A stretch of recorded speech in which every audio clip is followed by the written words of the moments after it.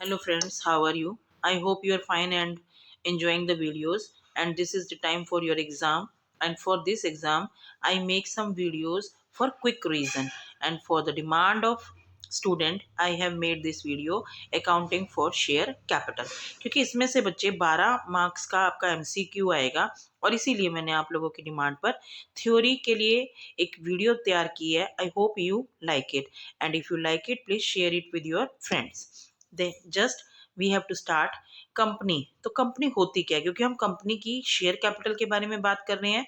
तो company is an artificial person created by law having separate entity with a perpetual succession and a common seal. कई बार ये हो सकता है कि इसकी डेफिनेशन का ऑथर का नाम पूछ लिया जाए, देन प्रोफेसर हेनाई। तो इसमें बेटा मैंने अंडरलाइन किया आर्टिफिशियल पर्सन। आर्टिफिशियल पर्सन इसलिए क्योंकि इसका नेचुरल बर्थ नहीं होता, ये कानून के द्वारा जन्म लेती है।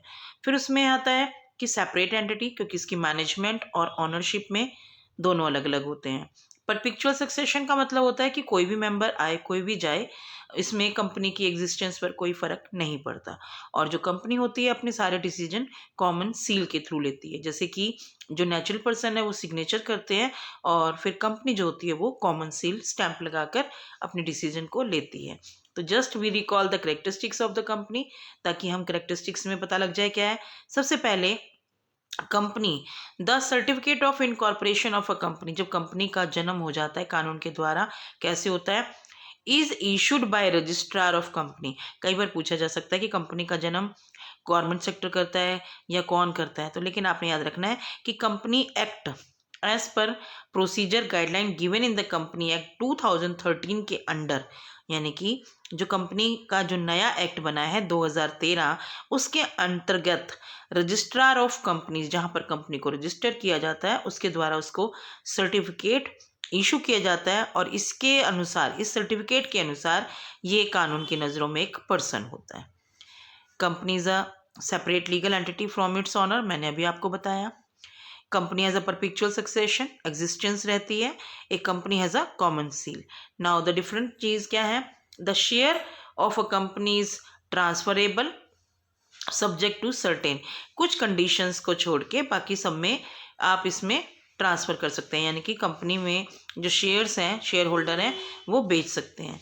The liability of a share holder is limited up to the nominal face value of the share. Nominal face value is decided by the companies owner, यानी कि जो कंपनी के डायरेक्टर्स हैं, ऑनर्स हैं, वो डिसाइड करते हैं कि कंपनी की कितनी शेयर की कितनी फेस वैल्यू है। उसे बोलते हैं हम nominal face value of the share, यानी कि जितनी की शेयर होल्डर्स होते हैं, शेयर होल्डर्स ने मान लो अगर 10 रुपये का शेयर है, उसमें से 8 रुपये पे कर दिए तो ओनली अप टू 2 रुपीज़ उसकी लाइबिलिटी रह जाएगी, बाकी उसकी कोई भी देनदारी नहीं रहेगी। फेस वैल्यू या पार वैल्यू ये डिसाइड करती है कंपनी के ऑनर्स, यानी कि डायरेक्टर। तो ये सारी चीज़ें आपको पहले पता थी, रिकॉल कराई हैं। अब आपको ये भी पता होना चाहिए कि कितनी तरह की कंपनी आती हैं। I know it very well कि आपको प्राइवेट कंपनी के पता है, पब्लिक कंपनी का भी पता है, लेकिन एक और नई कंपनी है 1% कंपनी, तो उसमें से उम्मीद है कि एक एमसीक्यू इसमें पूछा जा सकता है। तो first is your private company. तो बेटा याद रखना सेक्शन 2 में कंपनी का मीनिंग, डेफिनेशन, ये सारी चीज़ें दी हुई हैं, क्योंकि आपको सब सेक्शन, जैसे प्राइवेट कंपनी को 68 में, पब्लिक को 71 में, इस तरह से कंसीडर किया गया है, लेकिन आपने इसको सेक्शन 2 को मैक्सिमम याद रखना है। तो first we define the private company. तो प्राइवेट कंपनी में सेक्शन 2 68 सब सेक्शन के ऑफ द कंपनी एक्ट 2013 ने डिफाइन किया है। A private company means a company which has a minimum, कम से कम पेड अप कैपिटल 1 लाख होनी चाहिए, जो कि आर्टिकल ऑफ एसोसिएशन में भी मेंशन है, जिसमें मेमोरेंडम ऑफ एसोसिएशन लगा लेंगे, आर्टिकल ऑफ एसोसिएशन, यानी कि उस कानून के तहत उसको कम से कम 1 लाख रुपए की कैपिटल रखनी है, पेड अप कैपिटल होनी चाहिए। इसमें प्राइवेट कंपनी में आप restrict the shares right to transfer share, private company में आप अपने शेयर्स को ट्रांसफ़र नहीं कर सकते, यानी कि वैसे भी प्राइवेट का मतलब ये होता है कि इस वाली कंपनी को एक इंडिविजुअल या group of individual privately profit earn करने के लिए ही मेंटेन करते हैं, बनाते हैं इस कंपनी को। तो वो अपने फ्रेंड्स को, रिलेटिव्स में शेयर इशू करते हैं और उनको रिस्ट्रिक्शन होती है, वो आसानी से ट्रांसफ़र नहीं कर सकते। Limit the number of its member to 200। इसमें मैक्सिमम जो मेंबर्स हैं प्राइवेट कंपनी में 200 हो सकते हैं। इसमें जो एक्सक्लूड यानी कि इसको इंक्लूड नहीं करना, जो उसके एम्प्लॉयज़ हैं या पार्ट ऑफ इट्स मेंबर हैं, यानी कि इसमें आप मैक्सिमम जो नंबर हैं 200। फिर prohibit means restriction any invitation to public to subscribe for any of its securities, यानी कि प्राइवेट कंपनी पब्लिक को इनवाइट नहीं कर सकती अपनी शेयर को सब्सक्राइब करने के लिए। तो इससे पहले आपको पता होना चाहिए कि सब्सक्राइब, इशूड, ऑथोराइज कैपिटल क्या है, वो मैं इस वीडियो के अभी आगे वाले में कराऊंगी, ठीक है। And it is compulsory to make AOA article of association to the private companies, जबकि पब्लिक कंपनी में ये वॉलंटरी है, लेकिन यहाँ पर आपको बनाना पड़ेगा। पब्लिक कंपनी में इस आर्टिकल ऑफ एसोसिएशन की जगह आप टेबल F को भी अडॉप्ट कर सकते हैं, जो कि 2013 में है। I hope you understand. Now we come to the public company, जो कि सेक्शन 271 में है of the company act 2013। A public company which is not a private company, यानी कि जो प्राइवेट कंपनी नहीं है, उस कंपनी की मिनिमम जो पेड अप कैपिटल है 5 लाख है, और जिसको आर्टिकल ऑफ एसोसिएशन में भी बाय विच यानी कि जो उसके कानून के तहत है 5 लाख, उसकी मिनिमम पेड अप कैपिटल होनी चाहिए। और इसकी करेक्टरिस्टिक्स क्या क्या है बच्चे? Not restrict the right to transfer it share, इसमें कोई रेस्ट्रिक्शंस नहीं है। नंबर ऑफ मेंबर्स की कोई भी रेस्ट्रिक्शंस नहीं है, मैक्सिमम हो सकते हैं, कितने भी आप कर सकते हैं। Third, invite the public to subscribe for it securities, यानी कि पब्लिक को इनवाइट करती है सिक्योरिटीज़ के लिए।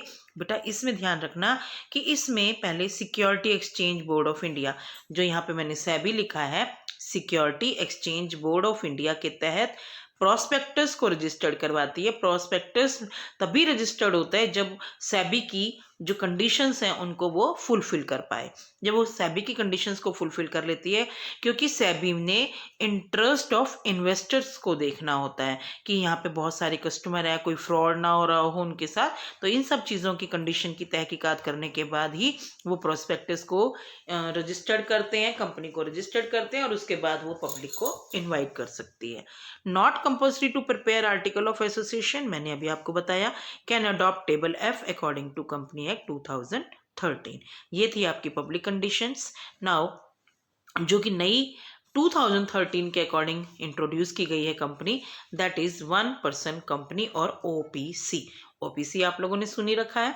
तो company act 2013 introduce a new type of entity to the existing list, that is जो कि public apart from forming a public और a private limited company. The act enable the formation of a new entity, act ने आपको एक नई तरह की company बनाने को कहा है, एन OPC का मतलब होता है a 1 person company a private limited, यानी कि ये प्राइवेट है with only 1 person as its member. अब इसके फीचर्स देखिए। Only a natural person who is an Indian citizen, जो कि इंडियन सिटीजन है या रेजिडेंट है, वही OPC का मेंबर बन सकता है। इसमें क्वेश्चन पूछा जा सकता है who can be a member of OPC, तो only a natural person with Indian citizenship और अ रेजिडेंट ऑफ इंडिया। दूसरा, 1 person can form only one, जैसे कि अगर आप पब्लिक और प्राइवेट कंपनी में देखते हैं कि जो डायरेक्टर्स होते हैं एक से ज़्यादा कंपनी के साथ इन्वॉल्व होते हैं, लेकिन OPC में एक इंडियन व्यक्ति एक ही कंपनी को खोल सकता है। इसकी paid up share capital should not exceed 50 lakh, 50 lakh से ज़्यादा नहीं होना चाहिए, और its annual average annual turnover should not be exceed than 2 crore of 3 year, यानी कि 3 सालों से ज़्यादा 2 करोड़ से ज़्यादा इसकी एनुअल टर्नओवर नहीं होनी चाहिए। और इसका मेन मकसद बिजनेस पर्पस होना चाहिए, not for a charitable purpose. ठीक है। It can not be convert itself, यानी कि it can not be convert itself into public or a private company unless a period of 2 years has expired from the date of its incorporation। यानी कि जिस date को इसको incorporation certificate मिला है उसके बाद 2 सालों तक ये अपने आप कन्वर्ट नहीं हो सकती। उसके बाद अगर आप कन्वर्जन करना चाहता है तो कब हो जाएगी, ये मैंडेटरी है, ऑटोमेटिकली कन्वर्ट हो जाएगी जब इसकी पेड अप कैपिटल इंक्रीज हो जाएगी 50 लाख से ज़्यादा और इसकी एनुअल जो टर्न ओवर है एक्सीड हो जाएगी 2 करोड़ से ज़्यादा, तब ये मैंडेटरी कन्वर्ट हो सकती है प्राइवेट कंपनी में। क्लियर। इसके 2 बेनिफिट भी याद रखने हैं क्योंकि इसमें से आपको क्वेश्चन पूछा जा सकता है। Not required to prepare the fund flow statement. हालांकि पब्लिक और प्राइवेट कंपनी को fund flow statement, cash flow statement are compulsory to prepare, लेकिन 1% कंपनी में नहीं प्रिपेयर करनी। उसके बाद आप लोगों को exemption not required to calling of annual general meeting, क्योंकि पब्लिक हो या प्राइवेट कंपनी हो उसमें आपको एनुअल जर्नल मीटिंग कॉल करनी पड़ती है, लेकिन ओपीसी में आपको कोई एनुअल जनरल मीटिंग नहीं कॉल करनी क्योंकि इसमें 1% कंपनी है, तो एक ही व्यक्ति ने डिसीजन लेने हैं और एक ही व्यक्ति का चाहिए, तो इसके लिए कंपल्सरी नहीं है, यानी कि नहीं जरूरत है। Now we come to the another important topic that is share capital. Share capital का मतलब क्या होता है, जो कि कंपनी रेज करती है, कैपिटल रेज करती है थ्रू द शेयर्स। वैसे तो कंपनी बाय गारंटीज भी होती हैं जो कि इंडिया में अभी तक पॉपुलर नहीं है, लेकिन यहाँ पर गारंटी के अलावा शेयर वाली जो कंपनीज हैं वो ही हैं, यानी कि जो भी पब्लिक कंपनी अपनी कैपिटल रेज करती है through by issuing share is known as share capital. तो जो शेयर्स खरीदते हैं many individual and institutions contribute varying fine, यानी कि different different sum. For example ABC limited company है, उसमें राम ने भी शेयर्स खरीदे, श्याम ने भी खरीदे, मोहन ने भी खरीदे और 10 तरह से लोगों ने, सिया ने भी खरीदे और रमन ने, दमन ने, तो इन सब चीज़ों ने जो शेयर्स खरीदे हैं, तो क्या हम इनका अलग अलग अकाउंट बनाएंगे कि उसको भी देने हैं कंपनी ने, उसको भी देने हैं? नो। जहाँ पर डिफरेंट डिफरेंट जो सम्स हैं कंपनी की कैपिटल में प्रोवाइड किए गए हैं, लेकिन कोई भी separate, while there is no separate capital account for each individual or institutions are made, only one consolidated capital account called share capital account is maintained। अब उससे पहले आपको पता होना चाहिए कि कितनी तरह की कैपिटल होती है। तो first we discuss the kind of share capital. तो पहली आपकी होती है ऑथोराइज्ड या रजिस्टर्ड और नॉमिनल कैपिटल। जो ऑथोराइज्ड, इनका नाम अलग अलग है, इसको आप कैसे भी क्वेश्चन पूछा सकता है, रजिस्टर्ड, नॉमिनल, ऑथोराइज्ड। तो आपको मीनिंग पता होना चाहिए। Authorised capital refer to that amount which is stated, यानी कि mention in the memorandum of association, that is an important document. जबकि कंपनी बनाते हैं तो उसमें आपको कंपनी की कैपिटल के बारे में भी बताना होता है। This is the maximum capital, बेटा ये पूरी लाइफ टाइम के लिए होती है। This is the maximum capital for which a company is authorised, यानी कि जिसमें power, right to issue share during its life time, यानी कि कंपनी के जीवन काल में वो अपनी कितनी कैपिटल को रेज कर सकती है through by issuing shares is known as authorised, registered और nominal capital. Clear. Second type of capital is issued capital. Issued capital क्या होती है? Issued capital is that part of authorise, authorise का ही कैपिटल पार्ट होती है which is actually offer to the public for subscription, यानी कि public को एक्सेप्टेंस के लिए, सब्सक्रिप्शन के लिए, कि वो एक्सेप्ट करे, इंटरेस्टेड हो, ताकि वो हमारी कंपनी में पैसे को इन्वेस्ट कर सके। Clear? I hope you understand. Now remaining part of authorise capital, हाँ इसका एक और इम्पॉर्टेंट पार्ट है बेटे कि जैसे मान लो फॉर एग्जांपल आप लोगों ने 10 लाख जो 10 लाख रुपए थे शेयर इशू करने थे, यानी कि ये आपकी ऑथोराइज्ड है।